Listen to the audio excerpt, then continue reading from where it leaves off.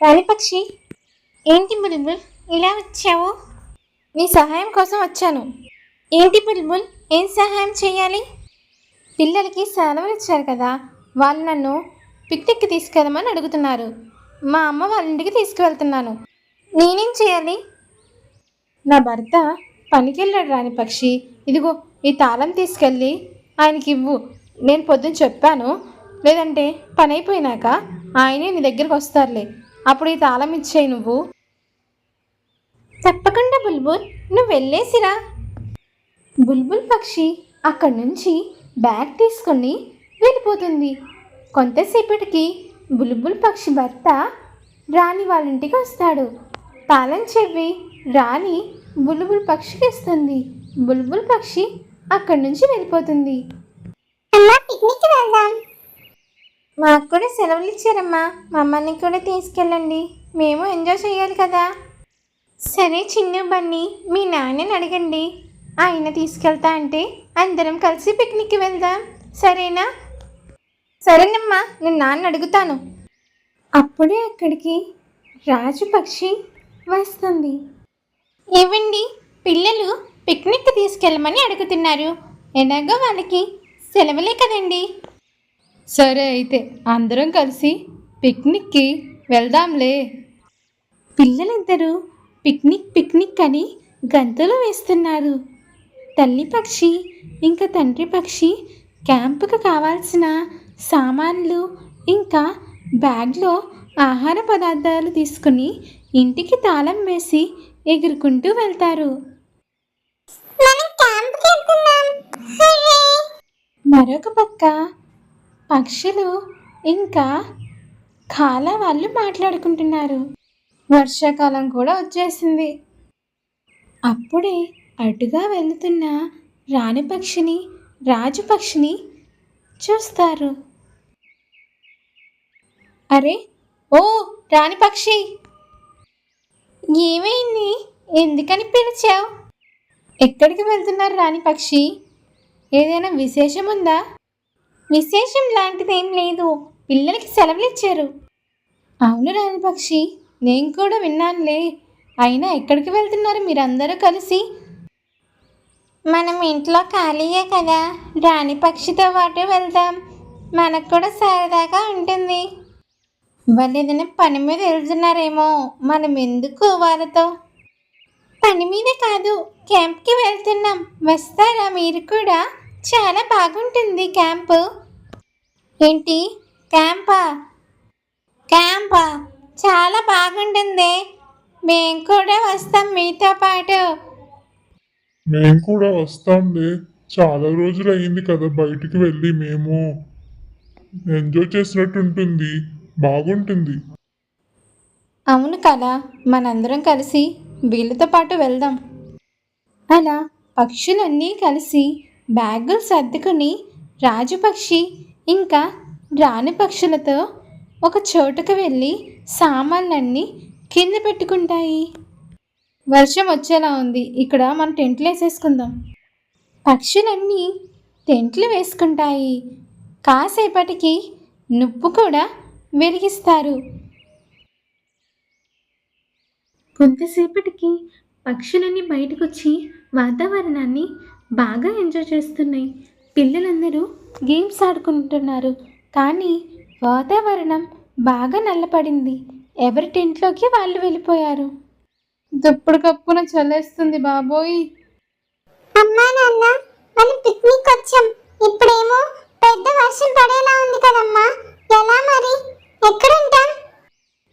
మనం కప్పుకుంటాం కూడా ఏం తీసుకురాలేదండి, వాన వస్తుంది. నాకెందుకో ఈరోజు వాన రాదేమో అనిపిస్తుంది. ఏంటి కదా, మనం ఇక్కడ నుంచి వెళ్ళిపోవాలా? వర్షం చాలా పెద్దగా వస్తుందని నాకు అనిపిస్తుంది, పద. కాల ముందుగా పసిగట్టి అక్కడి నుంచి వెళ్ళిపోతారు. మరుసటి రోజు వానే పడదు. అన్ని పక్షులన్నీ బయటకు వస్తాయి. కాల వాళ్ళు రాత్రి వెళ్ళిపోయారు. వాళ్ళు వాన పడుతుందేమో అనుకుని వెళ్ళిపోయినట్టున్నారు పాపం. కాల ఏదున్నా సరే ముందే పసిగట్టగలడు. అప్పుడే ఎక్కడెక్కడో ఉన్న మేఘాలన్నీ వాళ్ళు వేసుకున్న టెంట్ వైపే వస్తాయి. పక్షుల మీద వాన పడడం ప్రారంభమైంది. కళ అన్నట్టే వాన పడుతుంది. పదండి, మనందరం కలిసి టెంట్ లోపలికి వెళ్దాం. పక్షులన్నీ ఎవరి టెంట్కి వాళ్ళు వెళ్ళిపోతారు. ఈ వానలో నాకు చాలా ఆకలిగా ఉందమ్మా. కానీ మన దగ్గర మసాలా లేదు కదా. నేను మ్యాగీని తీసుకొచ్చాను. మసాలాని ఇంట్లోని ఎక్కడో పెట్టేశాను. మర్చిపోయి వచ్చాను. నేను కేవలం మసాలా మాత్రమే తీసుకొచ్చానా? ఇప్పుడు ఎలాగా? దీంతో నేను ఏం చేయాలి అసలు? ఇన్ని మసాలాలు తెచ్చుకున్నా నేను. మన దగ్గర తింటాకేం లేదు కదా. తీసుకొచ్చిన మీట్ మొత్తం పొద్దున్నే మీరు తినేశారు. ఇప్పుడు మనం ఏం తింటాం అసలు? ముగ్గురు కూడా బయటికి వచ్చేసారు. వానలో ఏం చేయాలో అర్థం కాక ఒకరిని ఒకరు మొహాలు చూసుకున్నారు. నువ్వు తింటాక ఏమైనా చేసావా రాణి? నేను కేవలం మసాలానే తీసుకొచ్చాను. నేను మసాలా మర్చిపోయాను. నేను ఇంకా ఏం చేయలేదు. నా దగ్గర కట్టెలు తప్ప ఇంకేం లేవు తెలుసా? అయితే ఒక పని చేద్దాం. నా దగ్గర ఎలాగో మసాలా ఉంది. రాణి పక్షి, నేను నీకు మసాలా ఇస్తాను. నువ్వు ఆ మసాలా తీసుకుని కాకి దగ్గరికి వెళ్ళి వంట చెయ్యి. అలా ముగ్గురు కలిసి ఒకే చోటన మ్యాగీ చేసుకుంటారు.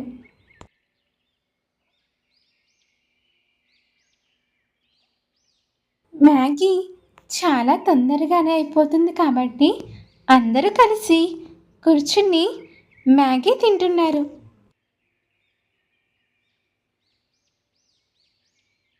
వర్షంలో ఇంత టేస్టీ మ్యాగీ చాలా బాగుందమ్మా. కాసేపటి తర్వాత వర్షం కొంచెం తగ్గుముఖం పట్టుకుంది.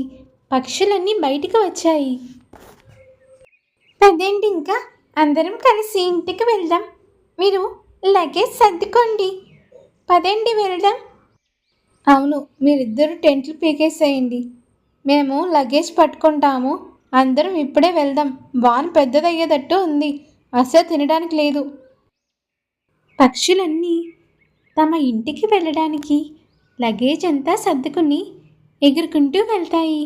కానీ ఇంటికి వెళ్ళేసరికి పక్షుల ఇల్లులన్నీ నీళ్ళల్లో కొట్టుకుపోతాయి. అక్కడ ఒక పెద్ద వరదే వస్తుంది. ఏంటండి, మన ఇల్లులు ఎక్కడికి వెళ్ళిపోయినాయి? నేను చూసి అడుగుతున్నావా రాణి? మన ఇల్లులన్నీ ఈ వానలో కొట్టుకుపోయాయి. ఆ చెట్టు మీదకి వెళ్దాం పదండి అంటూ పక్షులన్నీ పక్కనే ఉన్న చెట్టు మీదకి వెళ్తాయి. కానీ అప్పుడే అక్కడికి కాల ఇంకా తన భార్య బోటు మీద వస్తారు. అరే, అటు చూడండి, కాల వస్తున్నాడు మన కోసం. కాల, ఇక్కడున్నాం చూడు. కాల, ఇక్కడున్నాం చూడు. తొందరగా రా కాల, మునిగిపోతాం లేదా? కాల తీసుకొచ్చిన బోట్లోకి అందరినీ ఎక్కమంటాడు. పక్షులన్నీ కాల బోట్లోకి ఎక్కుతాయి. కాల తన స్నేహితుడు నల్ల కాకికి ఇచ్చి బోట్ని నడపమంటాడు. చాలా సురక్షితంగా బోట్ ముందుకి వెళ్తుంది. చాలా ధన్యవాదాలు కాల. నువ్వు లేకపోయింటే ఇవాళ మేమందరం ఏమైపోయే వాళ్ళమో నీకు ఎలా తెలుసు కాల? పిక్నిక్ నుండి వచ్చేసి బోట్ సిద్ధం చేశావు. చిన్నప్పుడు మా తాతయ్య చెప్పాడు. ఆయన చెప్పిన విధానం ప్రకారం తుఫాను ఎప్పుడు వస్తుందో అని నేను అంచనా వేశాను. అందుకని మీతో పాటు పిక్నిక్లో లేకుండా ఇంటికి వచ్చేసాం. అక్కడ బోట్ కూడా తయారు చేశాను. ముందు జాగ్రత్తగా మీ అందరి కోసం నేను ఇక్కడ దాకా వచ్చాను. మీ అందరూ కూడా పిక్నిక్ నుండి ఇంటికి వస్తారని ఊహించాను. అలాగే మనం బ్రతుకుండడానికి ఇంకొన్ని పళ్ళని నేను ఈ పడవలో ఉంచాను. ఇవన్నీ మనందరికీ కూడా సరిపోతాయి. వరద తగ్గే వరకు వీటిల్ని తిని ఇక్కడే ఉండాలి మనం. వరద తగ్గాక మళ్ళీ కొత్తగా ఇళ్ళను కట్టుకుందాం.